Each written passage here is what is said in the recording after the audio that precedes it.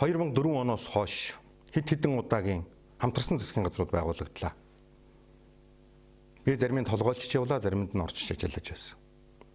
Хамтарсан засгийн газруудын гаргасан шийдвэр, авч хэрэгжүүлсэн арга хэмжээ оноотой ч юм би, алдаатай ч юм би.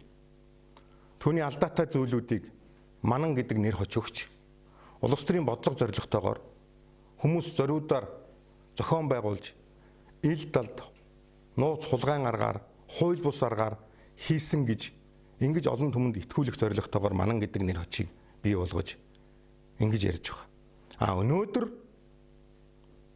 манан гэдэг нэртэй хамтарсан ийм засгийн газар байгуулахгүй байх улс төрийн нөхцөл бололцоог 65 суудалтай Монгол Ардын намд бий болгоод би Монгол Ардын намын даргын ажлыг хүлээлгэж өгсөн.